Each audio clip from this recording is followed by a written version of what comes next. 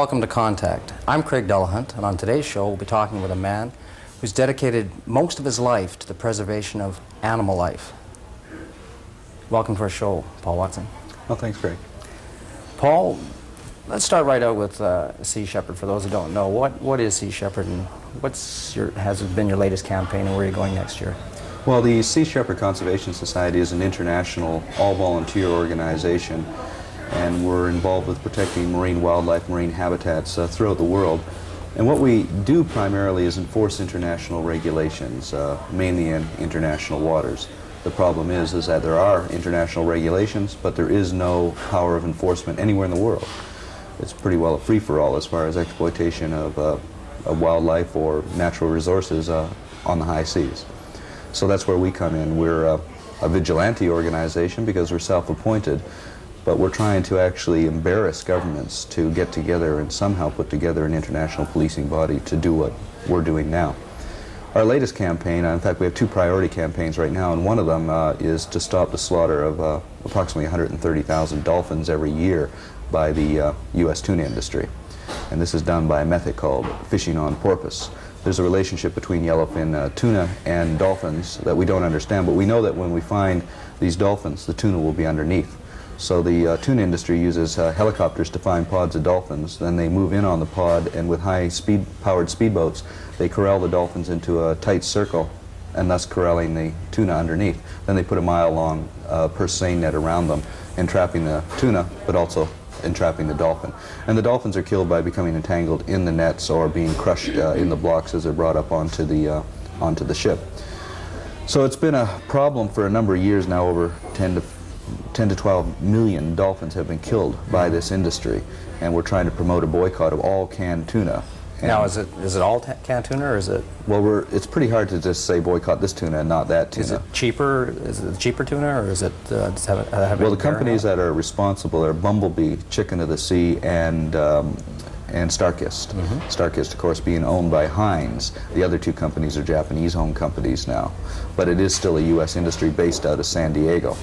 Is it off the U.S. where they're doing this tuna fishing, or is it all over the South Pacific? The tuna fleet's operating in an area called the Eastern Tropical Pacific, and that's the area south of Baja down to South America. And it's in hundreds of square miles of area. This summer we were able to take our ship, the Sea Shepherd. We moved it across the Atlantic from Europe through Panama.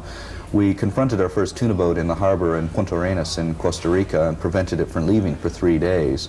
And after 3 days we negotiated his departure on the condition that I came on board the tuna boat and he turned over his logbooks, his charts, and his radio frequencies to me.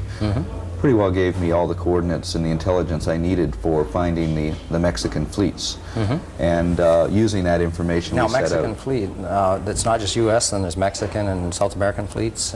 Well, I should explain that under the Marine Mammal Protection Act, the United States tuna industry is only allowed to legally kill 20,500 dolphins, which is an outrage in itself that they're allowed to do that, but it's $1 billion a year industry and they've got a lot of lobbying power. But to get around this quota of 20,500 dolphins, they put a lot of the ships under Mexican and Panamanian and Venezuelan flags. But they're still American vessels, even though they're flagged under those other countries. So those other countries make up the balance of the kill quota, which is approximately 130,000 every year, affecting 3 species, the spinner, spotted, and white-bellied dolphins. What's their status right now? Are they in danger? Or are they? The spotted dolphin is threatened, and the other, we estimate, according to National Marine Fisheries in the United States, that the 3 species affected will most likely be extinct unless by the turn of the century, unless this method is shut down. Right now, the average kill about 130,000 a year is not because they're cutting back on their technique, because it used to be in the early 70s, 700,000 to 800,000 a year were killed, but they're running out of dolphins and they're running out of tuna. That's similarly seen with the drift nets also. Is Korea and Japan, are they also involved in this type of tuna fishing? Or? No, Korea and Japan, we're opposing them on the use of the monofilament drift nets up in the North Pacific or in the Southern Pacific. These are 40-mile long nets, 26 feet deep. But they're not using purse seines for... No, these are drift nets. Right, but there isn't a separate purse seining industry. No, the Japanese and Thailand catches of tuna are using the long line or the skipjack method. It's only the United States that uses the purse seine method for tuna. I see. So that doesn't really. I know the States is trying to stop the drift netting, but I guess the Japanese can use this argument. Well, you're Everybody's always more concerned about what's happening in some people's backyards. The reason Canadians are so concerned about apartheid in South Africa and ignore it against our own Indian people here in Canada. Same reason Canadians are more concerned about the destruction of the rainforests in Brazil, and yet don't direct any of that concern against the destruction of the rainforests of British Columbia. Well, it's always look somewhere else and don't deal with our own problems. And well, let's have a look right here, right now. What you've been out of the province for a while, maybe out of the country. What do you think is happening here with our rainforests? A lot of people think we're basically being taken to the cleaners by foreign interests and by our own political elected body. What do you think? Well, I think that's absolutely true. I just wish that the environmental movement would direct more attention towards the local issues here instead of pointing their finger somewhere else. If we can sacrifice an entire forest system in British Columbia for 200 jobs in a population of 3 million people, how can we expect the Brazilians to not provide 1 million jobs in a population of 140 million? So we have to set an example, and the example that we've been setting in North America for the South Americans has been pretty pathetic. Yeah, I definitely agree on that.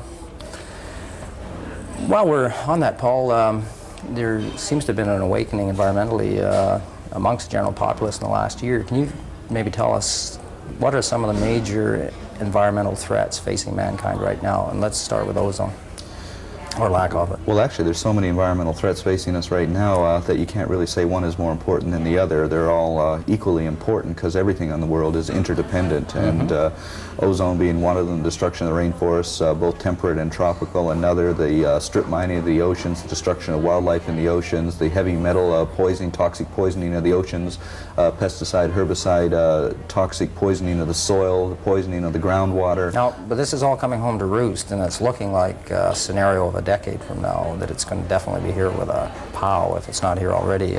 And I picked ozone because there's apparently a lot of scientists are very, very worried about that. I'm not really that well versed on other environmental issues other than marine issues. However, I do find it somewhat disheartening to realize that although they're cutting back on chlorofluorocarbon production in the United States, Europe, for instance, the goal in China now for the turn of the century is 100 million refrigerators. And so the third world will pick up where the developed world starts to ease off. The third world will then start production. So overall, the outlook doesn't look too good. The problem with the human species... You don't sound like you're exactly very optimistic. No, the problem with the human species has always been is that we're a very adaptable animal. We have very short memories and very short forward vision. So we're mainly concerned about what's going to happen in the next 5 years or until our mortgage is paid or whatever. To be a real environmentalist today, you have to be concerned for the next 50, next 500, next 5,000 years into the future. That's very difficult for people to do. But all I say is if people have children and they love those children, then they realize that those children will also have children. And any person who has children today and is not an environmentalist, who isn't concerned about the future, is to me a very cruel and abusive parent. Paul, right now there's a bit of controversy surrounding Sea Shepherd right here in Vancouver. Do you want to elaborate on the Pearl Chaplain Sea Shepherd court case that just appeared in the paper, I guess about maybe 3 or 4 days ago? Well, that goes back to 1986 when Mrs. Chaplain contributed $75,000 to the Sea Shepherd Society. And when she made that contribution, she was afraid that the money was going to be seized by the government or by the Jehovah's Witnesses, of which she used to be a member of. Which is in the process of happening, I guess, right? Well, no, it won't happen because I made a promise to Mrs. Chaplain that we would ensure that the money would not go there. The money was spent on our Faroe Island campaign protecting pilot whales. That was what it was donated for. At the time I was concerned because it's unusual to get a large donation like that. And we sat down with her lawyer and our lawyers, and it was all properly done and properly receipted, and the money was properly spent for what it was donated And that campaign actually brought a lot of world attention to that Faroe Island whale kill. Has that been stopped, or? No, it's still going on and we're still opposing it.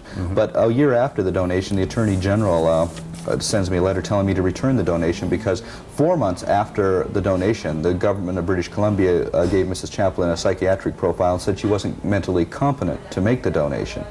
Well, I find it somewhat suspicious that they would give that profile because she made the donation.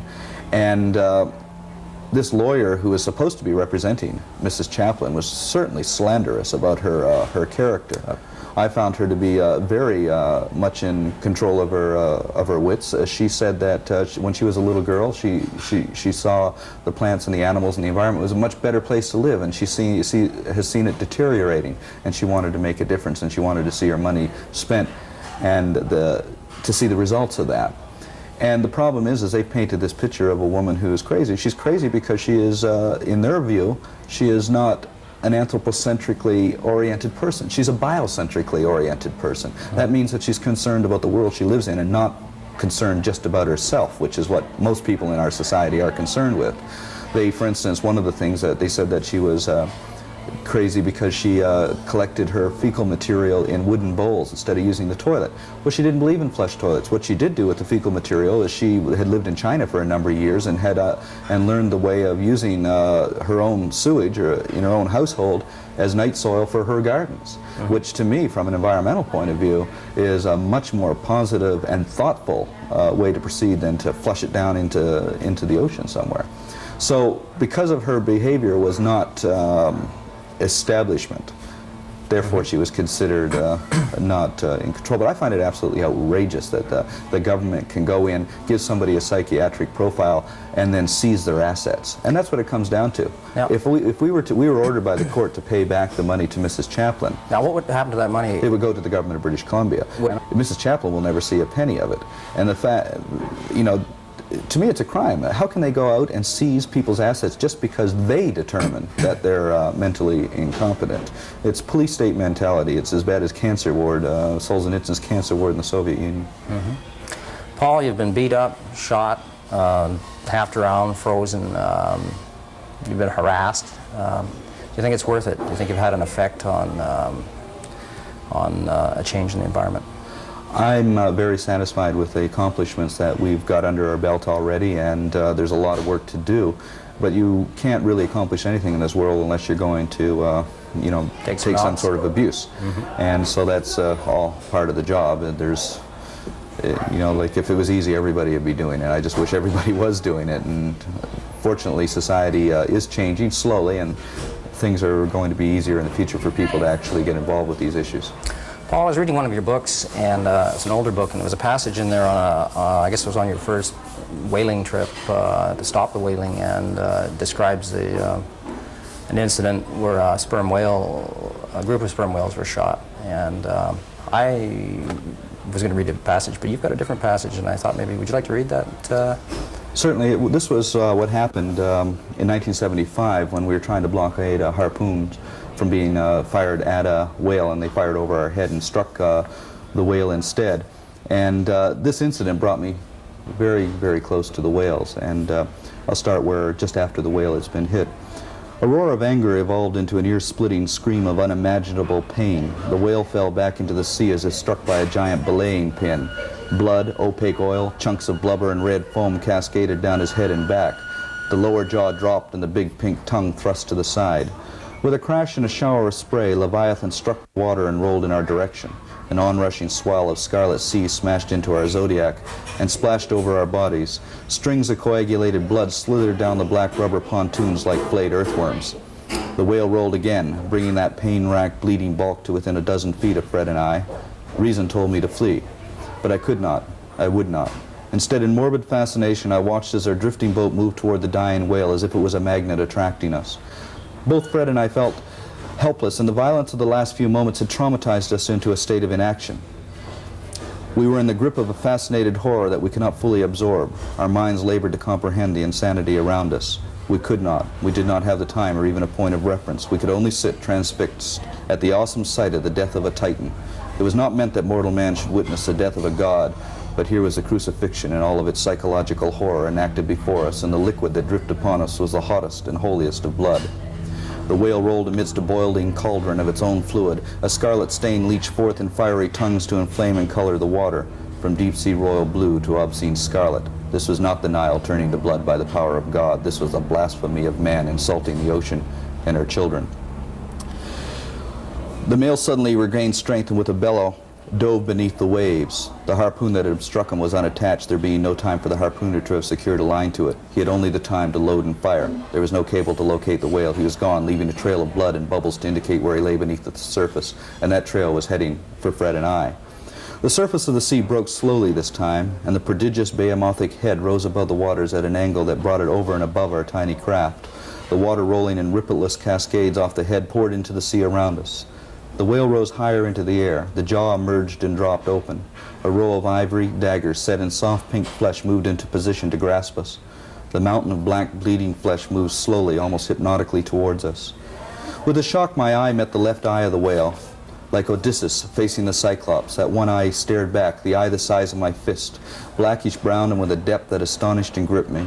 This was no brutish creature. This was no dumb animal. The eye that I saw reflected an intense intelligence. I read the pain and I read understanding. The whale knew what we were doing. This whale had discriminated. That message was beamed directly into my heart by a mere glance. Fear there never was, but apprehension vanished like a crest upon a wave, and I felt love both from and for. I felt hope, not for himself, but for his kind. I saw selflessness of a spirit completely alien to our primate selves.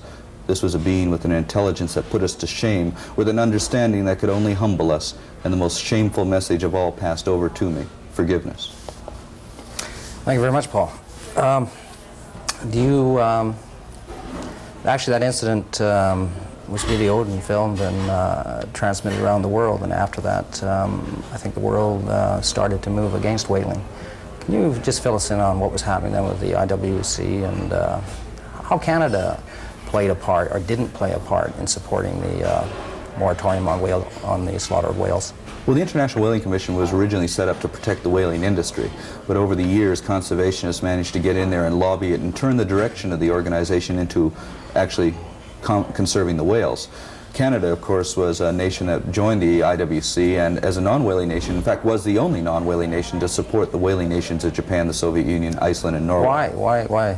We never could understand. Canada's position on marine wildlife has always been an exploitive one. And what are we to gain, though?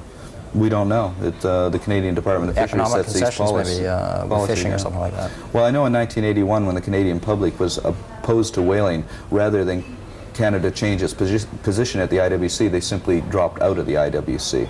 Well, since then, the IWC went on to declare a moratorium on all commercial whaling, and that means Iceland, Norway, Japan, the Soviet Union continue to kill whales illegally. They're pirate whaling nations. Now, what our organization has done is to take the regulations of the International Whaling Commission and enforce them. And nobody appoints us to do that. We appoint ourselves, but somebody's got to do it. In 1979, we shut down and sunk the pirate whaler, the Sierra. We sunk the ISPA 1 and ISPA 2 in Spain. We sunk the half of Iceland's whaling fleet in 1986. All of these were vessels that were in direct violation of those regulations. Can you describe the Sierra a little bit in more depth for us? The Sierra was a pirate whaling vessel under the Cypriot flag, South African-owned, Norwegian officers, Japanese, Cape Verdean, and Portuguese crew, operating in areas off limits to whaling, killing anything it could find. It killed 25,000 whales during its career, all for the Japanese market. I believe they may have almost wiped out the humpbacks in the Caribbean, that one boat. They wiped out probably 75% of the humpback whale population in the Caribbean. And we sat around for 10 years listening as the IWC ruled against this ship and did nothing. So finally in '79 I went out, hunted it down, found it off the coast of Portugal, rammed it repeatedly, and then later sunk it. And from the day we rammed it on July 16, '79, it never killed another whale again. The Spanish were killing beyond their quota, so we shut them down by sinking their vessels. How'd you sink those vessels? You get into the vessels, how we sink vessels is to get into the vessels and open up the saltwater cooling systems, flood the engines. So they were scuttled. Yes. Now, Iceland's a good example. I pulled my ship into Reykjavik Harbor in 1985 and held a press conference, said, look, if Iceland does not comply with the international regulations, we will enforce those regulations. Well, Iceland continued to kill whales when the commercial moratorium was called. We then went to the IWC to remind Iceland that they had to abide by the regulations. Iceland applied for a permit to kill whales for scientific research purposes to find out what was causing a decline in their populations, which was absurd, and the scientific committee said we're not going to allow Iceland to prostitute science for commercial gain. Then we turned to the United States to enforce the regulations under the Packwood, Magnus, and Pelly amendments, which said that any country that seeks to undermine the IWC will lose the right to fish in U.S. waters, lose the right to sell their products in the United States. That would have effectively ended whaling worldwide by Japan, Iceland, Norway. But Mr. Reagan chose to discriminate on the application of the law, refused to bring sanctions against those countries, so the only teeth the IWC had were removed, which left us with no alternative but to go in and enforce the regulations. So in November of '86, we sank half their fleet, destroyed their whale processing plant, and we operate under 5 guidelines. First, our crew do not use weapons or firearms. 2, we do not use explosives. 3, we do not take any action where anybody will be hurt. 4, we accept responsibility for what we do. And 5, we accept the legal and moral consequences for our actions. Now, having sunk the ship and taken responsibility, I then went to Iceland a year later after 3 letters went unanswered asking what the charges were, landed in Iceland and demanded that they lay charges against me, which they refused to do. So no criminal activity took place on our part. The Sea Shepherd is not a criminal organization. We have not ever been convicted of a criminal offense. And in fact, what we do is enforce laws and regulations. Do you think the nations of the world are going to, through the UN, band together and possibly form a policing body that's backed with international money? It'd be nice if they would, but the problem that we have in the world right now is we have one nation especially that's intent upon global ecological exploitation and will rape and plunder its way until doomsday, and that's Japan. And Japan has an incredible economic and political lobbying leverage. And they're getting away literally with wholesale genocide or specieside. They're strip mining the oceans. They wiped out most of the Himalayan musk deer population for the musk glands, just for their perfume industry. They're the biggest buyers of turtles, the biggest buyers of fur products, the biggest buyers of ivory. Japan is ecological enemy number 1. And the nations of the world, the first thing they should do is get up and sanction Japan. Ban every single Japanese product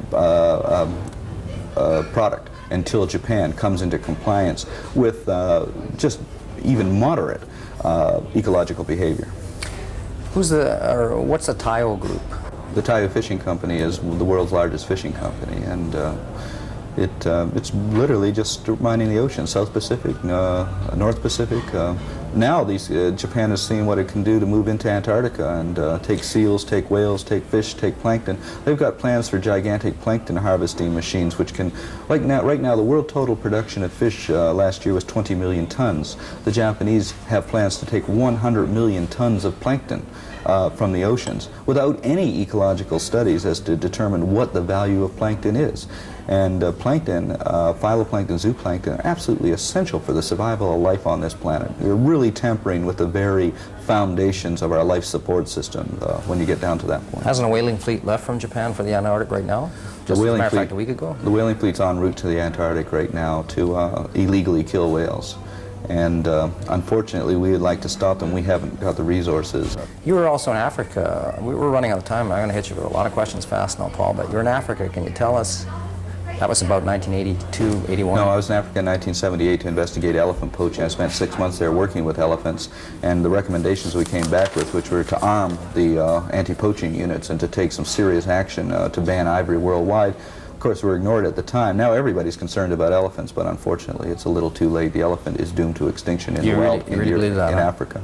Yeah, that's our problem. It's always a case of too little, too late. We're always the governments act when it's too late, and the possibility of saving the elephant in Africa is very remote right now. Actually, ivory poaching is the least of the problems. The most difficult problem right now is the eradication of the elephants because of agriculture in Europe. Malawi fired rockets into all their herds to kill all of their elephants so that they could make room for agriculture. The harp seal. The harp seals, the commercial hunt was shut down in 1983, but there's a new market developing because of demand in Japan for harp seal penises, which are used as some sort of virility tonic. What did the Mounties do to you when you were on that last trip? Or maybe, I think it was your last trip with the Sea Shepherd.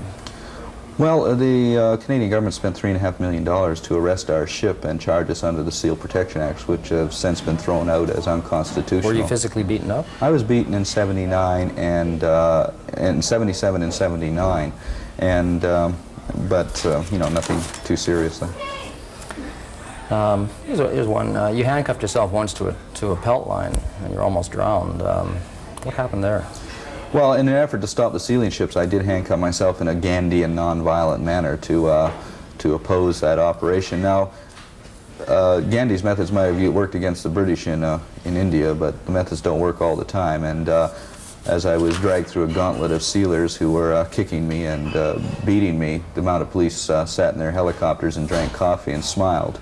I have very little respect for the police forces in Canada. They're there to protect the establishment and the establishment's interests. They're not there to protect people who are genuinely concerned about the future of this country and this world. Paul, we've got to wind down now, and I've got a million more questions to ask you, but how can people get in touch with Sea Shepherd? Where is it located right now? And we'll print a number after the show. You can get in touch with the Sea Shepherd Society in Canada. Our address is P.O. Box 48446, and that's Vancouver V7X1A2. And the number is 688-7325. And are you looking for volunteers? Yes, in fact, we're an all-volunteer organization, and when we crew our ships, they're also all volunteer. Thank you very much, Paul. Thanks. For Contact, I'm Craig Delahunt. Please join us again next time.